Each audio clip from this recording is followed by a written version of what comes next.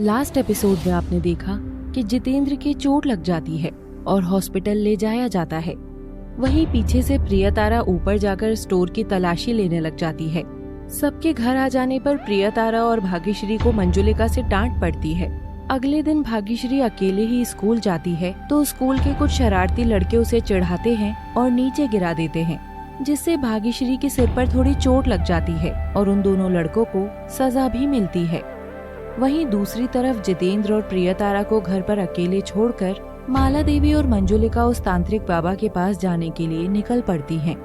अब आगे मंजुलिका और माला देवी बाबा की झोपड़ी के बाहर पहुंच जाती हैं, लेकिन झोपड़ी का दरवाजा बंद होता है। चल कुछ देर वहाँ पेड़ के नीचे बैठ जाते हैं, दरवाजा खुलेगा तभी जा सकेंगे अंदर। ठीक है दीदी।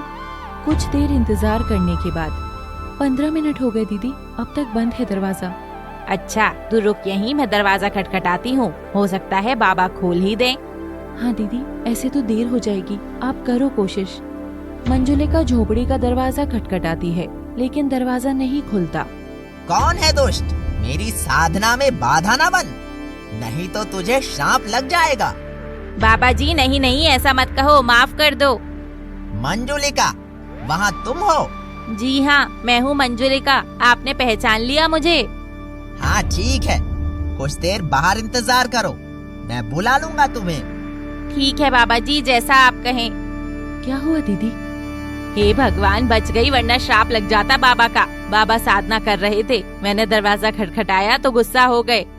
तो अब आज फिर नहीं होगा कुछ, वापस घर जाना पड़ेगा?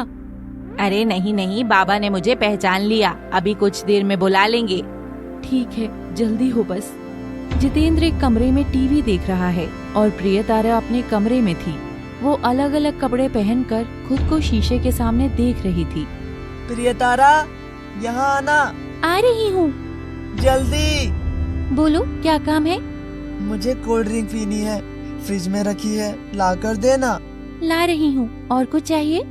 नहीं बस। प्रियतारा उसे कोल्ड ड्रिंक लाकर दे देती है और दोबारा अपने कमरे में जाकर बदल बदल कर कपड़े ट्राई करने लग जाती है। प्रियतारा, यहाँ आना। ओहो, अब क्या है? अरे मुझे चोट लगी है, तुझे पता है ना? अब क्या चाहिए? बिस्किट लाकर देना रसोई से। क्या है तुझे, बार बार काम बोल रहा है?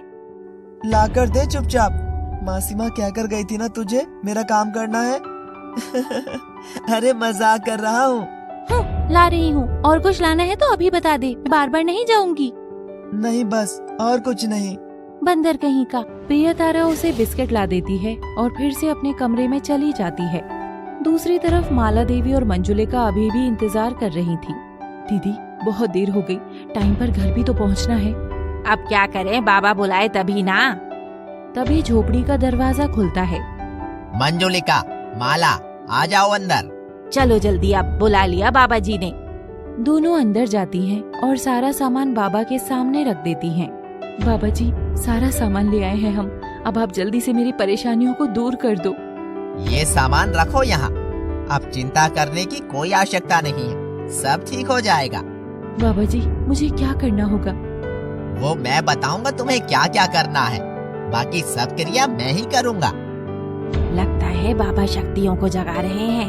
हाँ दीदी, कितनी अच्छी किस्मत है मेरी जो बाबा मिल गए। घोर अनर्थ हो जाता अगर तुम आज ना आती तो। क्यों बाबा, ऐसा क्यों?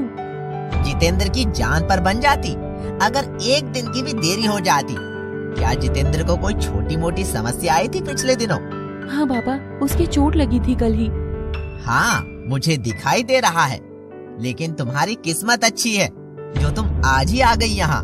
बस बाबा, आप ही बचाव कर सकते हैं अब। इसके बाद बाबा एक तरफ लाल और दूसरी तरफ काला कपड़ा बिछाते हैं। एक पर भाग्यश्री के बाल रखते हैं और दूसरे पर भानुमति के पैर की मिट्टी। फिर उस पर एक सोने की गुड़िया और दूसरे पर चांदी की गुड़िया रखते हैं। ये दोनों गुड़िया भानुमति और भाग्यश्री हैं। अब जैसा मैं चाहूँगा इनके साथ वही होता जाएगा और तुम्हारे पति और बेटे से वशीकरण का असर भी समाप्त हो जाएगा। बहुत बहुत धन्यवाद बाबा जी। बाबा जी, आप हमारी इतनी मदद कर रहे हैं और बदले में आपने हमसे 1 रुपया भी नहीं लिया। मुझे धन की आवश्यकता नहीं है, मैं सिर्फ लोगों की सहायता करता हूँ। आप बहुत महान हैं बाबा जी। ये पूजा कब से शुरू होगी बाबा जी? इसका असर कब होने लगेगा? आज मैं पूरा दिन और रात इन दोनों गुड़ियों पर मंत्र सिद्ध करूंगा ताकि ये भाग्यश्री और भानुमति के शरीर और दिमाग पर प्रभाव डाल सके। और हमें क्या करना होगा? ये मैं तुम्हें परसों बताऊंगा। तब तक मुझे इन पर कुछ विधियों को पूरा करना है। ठीक है बाबा जी। अब तुम दोनों घर जाओ, परसों इस वक्त ही आ जाना। दोपहर हो गई थी। प्रियतारा को नींद आ गई थी और जितेंद्र अभी तक टीवी देख रहा था। उसको फिर से भूख लगने लग जाती है। आज तो घर बैठे बैठे बार बार भूख लग रही है, अब रोटी सब्जी ही खा लेता हूँ। जितेंद्र फिर से प्रियतारा को आवाज लगाता है, लेकिन उसे नींद में कुछ सुनाई नहीं दे रहा था। ये प्रियतारा आ क्यों नहीं रही? बंदरिया, लगता है मुझे खुद ही जाकर रोटी लानी पड़ेगी। जितेंद्र रसोई में जाता है। जितेंद्र बर्तन लेने के लिए अलमारी खोलने लगा, लेकिन उसके हाथ में चोट लगी होने के कारण उससे अलमारी खुल नहीं रही थी। और तभी अचानक अलमारी खुल जाती है और कुछ बर्तन नीचे गिर जाते हैं। ओहो, ये भी आज ही होना था।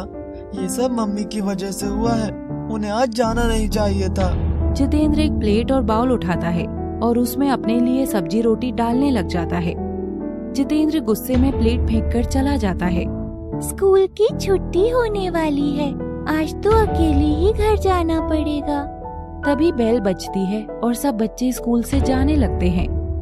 भाग्यश्री बाहर निकलती है तो बाहर नरसिंह देव खड़ा होता है। पापा जी, आप?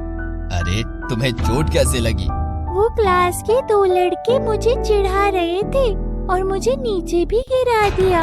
फिर प्रिंसिपल सर ने उन दोनों को सजा भी दी। अच्छा, अभी बात करता हूँ तुम्हारे प्रिंसिपल से। लेकिन अब तो छुट्टी हो गई ना पापा जी, सब लोग गए। कोई बात नहीं, कल करूँगा। पापा जी, आप आ गए ना, बहुत खुशी हो रही है मुझे। मैंने सोचा तुम्हें ले आओ स्कूल से, आज अकेली थी इसीलिए आ गया। बहुत अच्छा किया, मैं भी तो परेशान हो रही थी सोच सोच कर कि आज अकेले जाना पड़ेगा। हाँ बेटा, तभी तो आ गया ना मैं तुम्हें लेने के लिए, ताकि तुम्हें परेशानी ना हो। दोनों घर आने लगते हैं। दूसरी तरफ माला और मंजुलिका भी घर आ रहे होते हैं। नरसिंह देव और भाग्यश्री घर पहुंच जाते हैं। अरे तुझे क्या हुआ, मुंह फुलाए क्यों बैठा है? क्या हुआ जितेंद्र? रसोई में जाकर देखो आप भी, क्या हुआ है। भाग्यश्री और नरसिंह देव रसोई में जाकर देखते हैं तो वहाँ जमीन पर कांच के टुकड़े, बर्तन और सब्जी बिखरी होती है। हाँ, ये सब क्या हो गया? सब टूट गया। ये सब किसने किया जितेंद्र? और माला कहाँ है? मैंने ही किया है, लेकिन इसमें मेरी कोई गलती नहीं है। एक तो तुमने ये सब किया, ऊपर से कह रहे हो गलती नहीं है। हाँ पापा, नहीं है, सारी गलती माँ की है और मासी माँ की भी। इसके बाद जितेंद्र सारी बात नरसिंह देव को बताता है कि माला देवी और मंजुलिका सुबह ही घर से चले गए थे और कैसे वो सब हुआ था। तभी मंजुलिका और माला देवी भी घर पहुंच जाते हैं। माला देवी और मंजुलिका घबरा जाते हैं। दोनों दरवाजे पर ही रुक जाती हैं। हे भगवान, ये क्या हो गया? जीजा जी इस वक्त घर कैसे आ गए? अब क्या होगा दीदी? अब वहाँ रुक क्यों गए आप दोनों? अंदर तो आना ही पड़ेगा। अगले एपिसोड में हम देखेंगे कि अब घर में फिर से क्या नया बवाल होने वाला था। क्या इस बार माला देवी और मंजुलिका की सच्चाई नरसिंह देव के सामने आ पाएगी? जानने के लिए बने रहिए हमारे साथ बाल विवाह के अगले एपिसोड में। Thanks for watching.